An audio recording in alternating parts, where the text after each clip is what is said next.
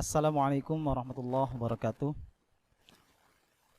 Alhamdulillah wa syukrillah wa la ni'matillah la haula wa la quwata illa billah. Amma ba'du.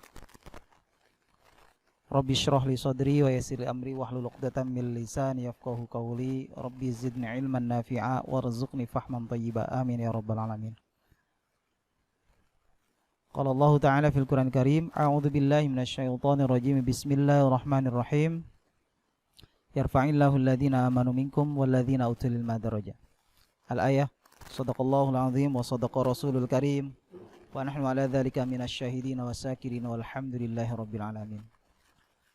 Anak-anakku sekalian yang dirahmati Allah Subhanahu wa taala, puji syukur kita panjatkan kepada Allah Subhanahu wa taala atas karunia dan nikmatnya, sehingga dengan nikmat yang Allah berikan kepada kita, alhamdulillah pada kesempatan hari ini kita masih bisa menjalankan suatu kewajiban, yaitu dalam rangka thalab ilmu. Ini adalah suatu kewajiban kita, bahkan kewajiban itu diperintahkan semenjak dari buayan sampai ke liang lahat. Ini menandakan bahwa menuntut ilmu itu sangatlah penting. Salawat beserta salam semoga Allah limpah curahkan kepada junjungan Nabi kita Nabi Muhammad sallallahu alaihi wasallam, para keluarga, para sahabat, para umatnya yang senantiasa istiqamah dalam menjalankan sunnah-sunnahnya. Mudah-mudahan dengan kita menjalankan sunnah yang Rasul ajarkan, kelak di yaumil qiyamah nanti kita mendapatkan syafaat dari beliau. Amin ya rabbal alamin. Anak-anakku sekalian yang dirahmati Allah Subhanahu wa taala, pada kesempatan ini Bapak diamanahkan untuk menyampaikan suatu materi terkait dengan ma'rifatullah. Sebelum ke pembahasan ma'rifatullah, yaitu mengenal Allah, ada baiknya kita menguatkan tauhid ataupun akidah kita terhadap sifat-sifatnya Allah terlebih dahulu, karena ini sarana untuk mendekatkan diri kepada Allah Subhanahu wa taala.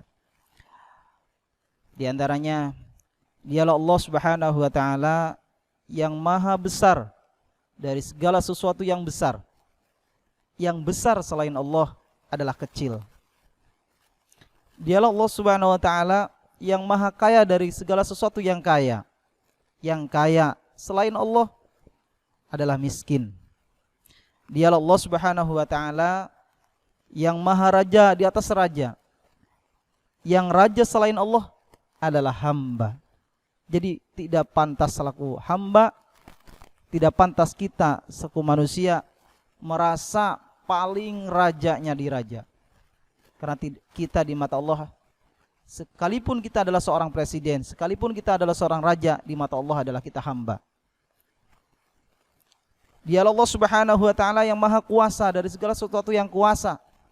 Yang kuasa selain Allah kadang kuasa, kadang tidak. Ini menandakan untuk kita selaku hamba untuk menguatkan diri terkait dengan keyakinan kita terhadap Allah Subhanahu wa taala. Bahwasanya tidak ada yang kuasa selain Allah, tidak ada raja di atas raja selain Allah Subhanahu wa taala, tidak ada yang maha besar selain Allah Subhanahu wa taala, tidak ada sesuatu yang kaya selain Allah Subhanahu wa taala. Ini harus ditekadkan. Terlebih materi kita adalah terkait dengan ma'rifatullah, mengenal Allah, mengetahui Allah. Nah, ini harus ditanamkan sejak dini terkait dengan akidah ataupun tauhid. Anak-anakku sekalian yang dirahmati Allah Subhanahu wa taala, dialah Allah Subhanahu wa taala yang maha melihat.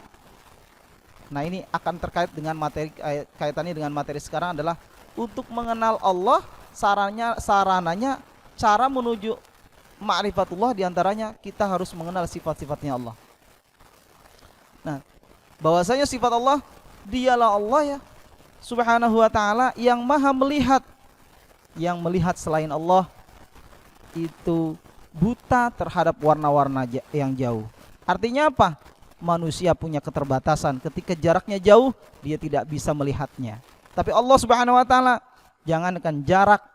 Nah, apa yang kita lakukan dengan adanya pembatas, Allah tahu.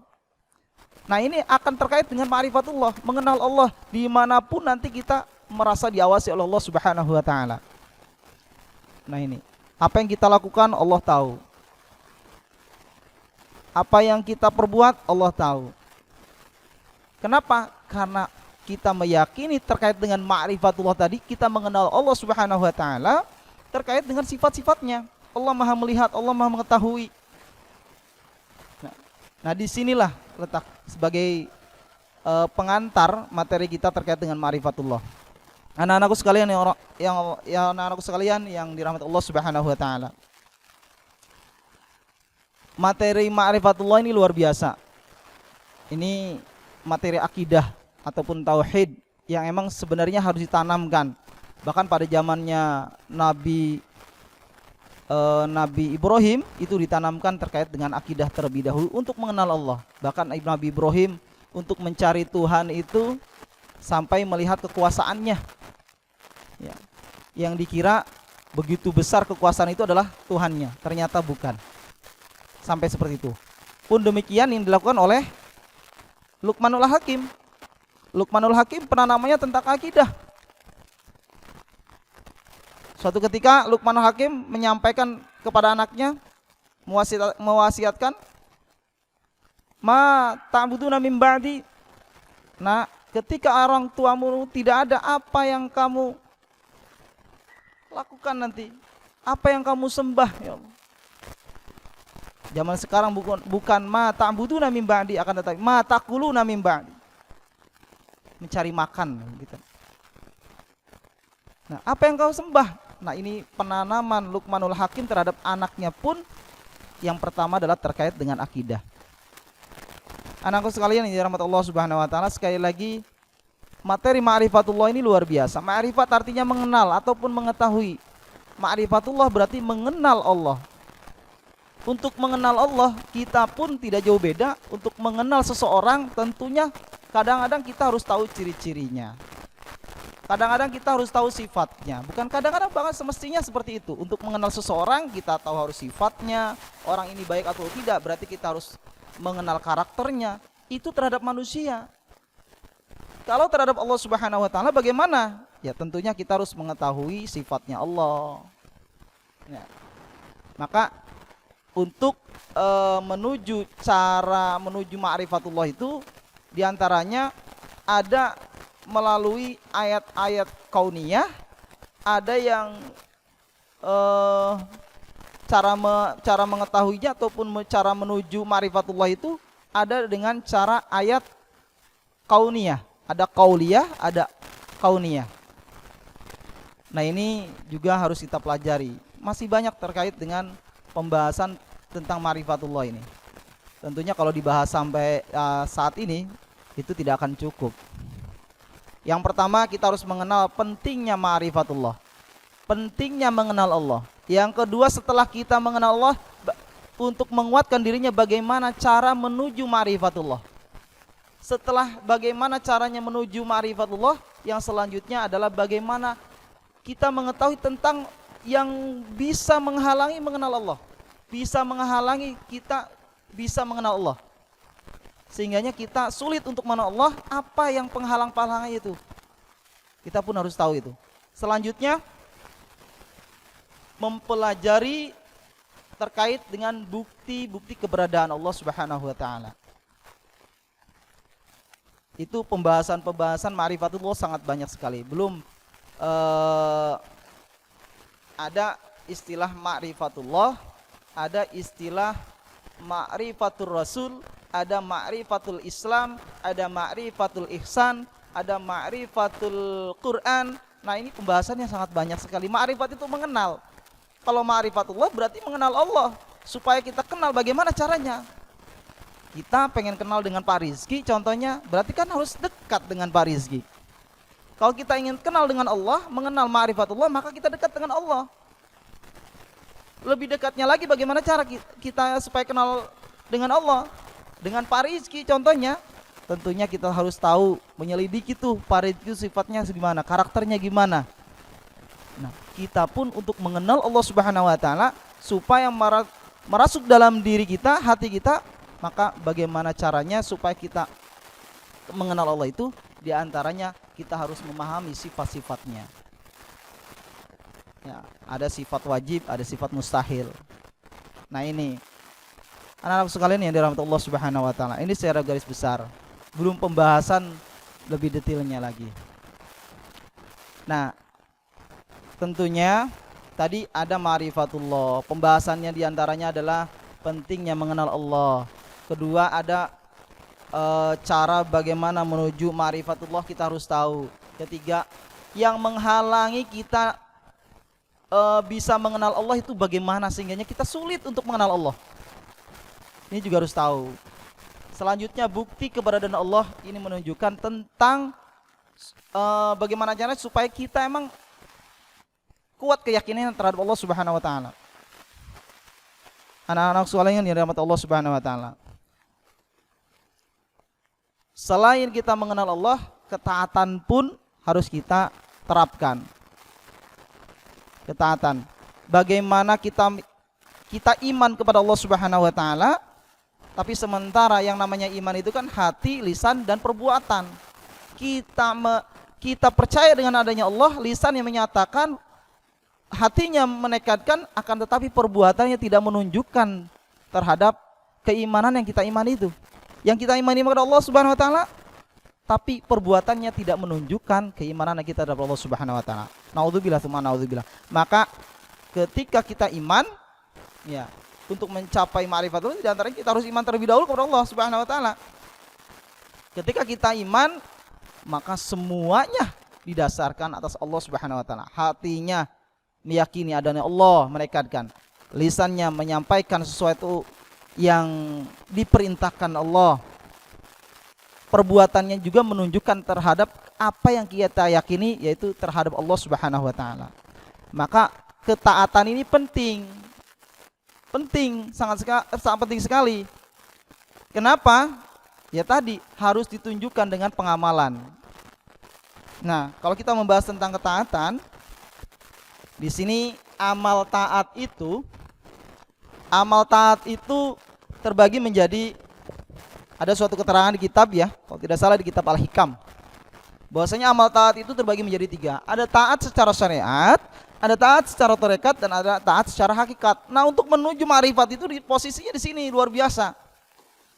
Ini tahapannya luar biasa, tahapan ma'rifat itu. Yang harus kita lewati yang pertama syariat dulu. Apa tujuan kita amal taat syariat? Di antaranya apa tujuannya? Itu dalam rangka membaguskan anggota tubuh kita. Bagaimana supaya anggota tubuh kita, luar kita bagus, zahir kita bagus? Yang harus kita benahi adalah 3 ranah ini. 3 ranah ini harus kita terapkan supaya amal syariat itu bisa berefek terhadap membaguskan anggota tubuh kita ini.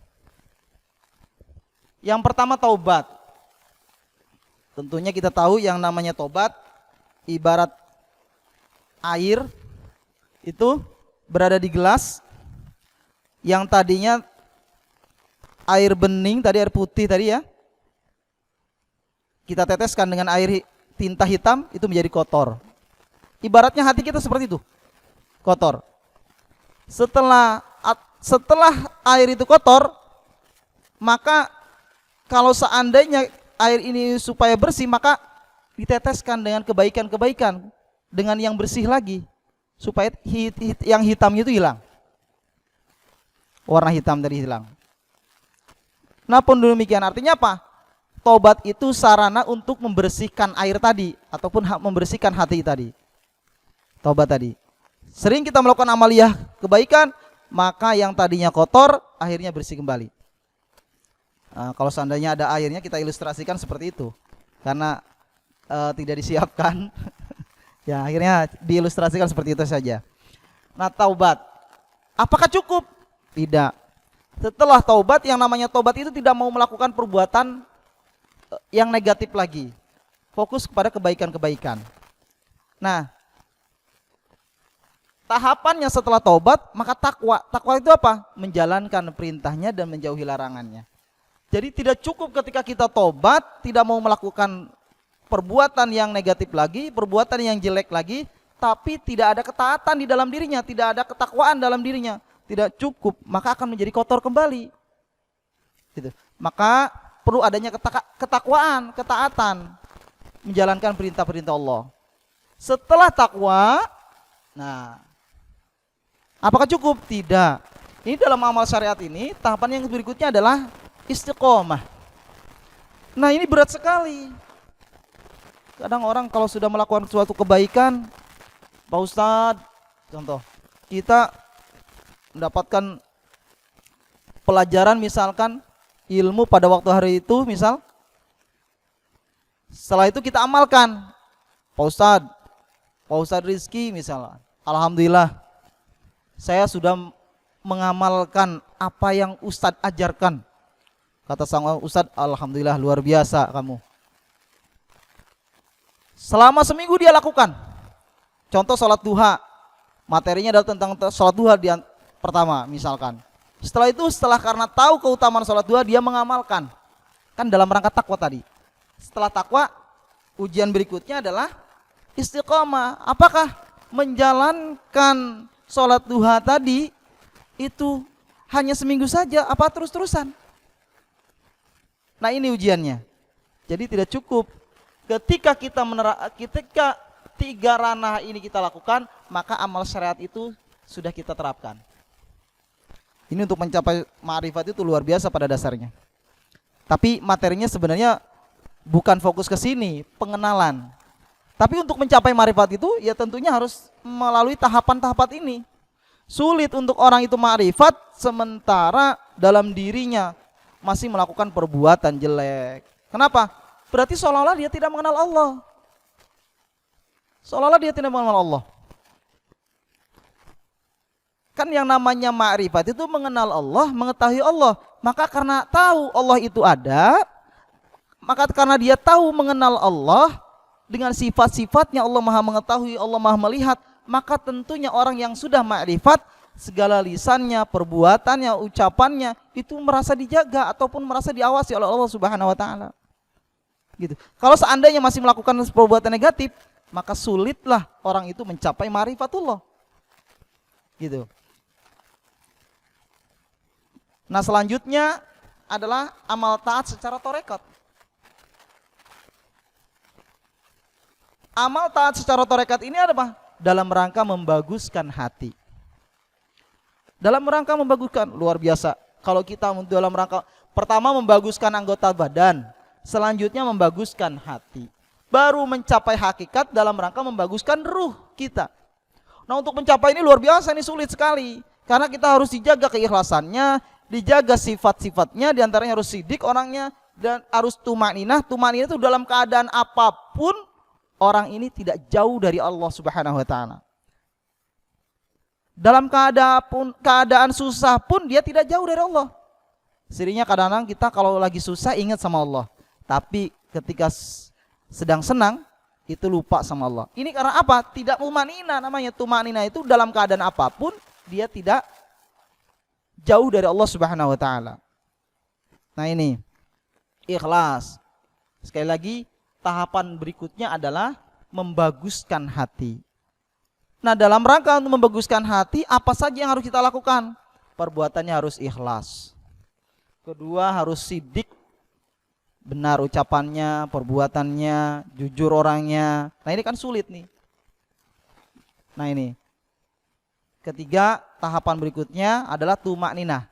Keadaan apapun yang menimpa dalam diri kita, sulit ataupun senangnya yang menimpa, apa yang kita rasakan, itu tidak lepas dari Allah Subhanahu wa taala. Ini sulit sekali emang. Terlebih nanti tahapan berikutnya adalah amal taat secara hakikat. Nah, barulah di dalamnya ada ma'rifat. Nah, mengenal Allah, barulah kita bisa mengenal Allah Subhanahu wa taala. Ma'rifat itu mengenal. Tentunya untuk mengenal, yang pembahasan yang pertama tadi, untuk mengenal Allah Subhanahu wa taala, tentunya kita harus tahu sifat-sifatnya Allah. Kita harus mengenal tentang ciptaan-ciptaan Allah Subhanahu wa taala. Nah, ini sangat penting sekali untuk kita pelajari, terlebih sifat-sifatnya. Kalau di pengajian-pengajian biasanya kan ada tuh anak-anak kecil. Sifat-sifat Allah kadang-kadang kita hafal. Di antaranya apa? Wujud, qidam, baqa, mukhalafatul lil hawadisi, qiyamuhu binafsihi, wahdaniyat, dan seterusnya. Nah, ini penting sekali. Bukan sekedar hafal, akan tetapi kita faham dengan sifat-sifat tahu. Ada mengenal sifat Allah, adapun kita juga harus mengenal zatnya Allah Subhanahu wa taala. Nah, ini untuk memperkuat terkait dengan ma'rifatullah dan terkait dengan keimanannya kita terhadap Allah Subhanahu wa taala. Anak-anak sekalian, tentunya materi ini tidak cukup satu kali pembahasan. Ini baru secara garis besar saja untuk mengenal Allah. Itu tentunya sekali lagi kita bersihkan hati kita. Kenapa? Karena nurullah itu sulit masuk, ataupun cahaya Allah itu sulit masuk dalam diri kita selama dalam hati kita ada sesuatu yang tidak Allah senangi. Maka bagaimana caranya? Ya tadi ketaatan. Karena dengan kita ketaatan, Allah senang, maka nurullah itu akan mudah dalam dirinya.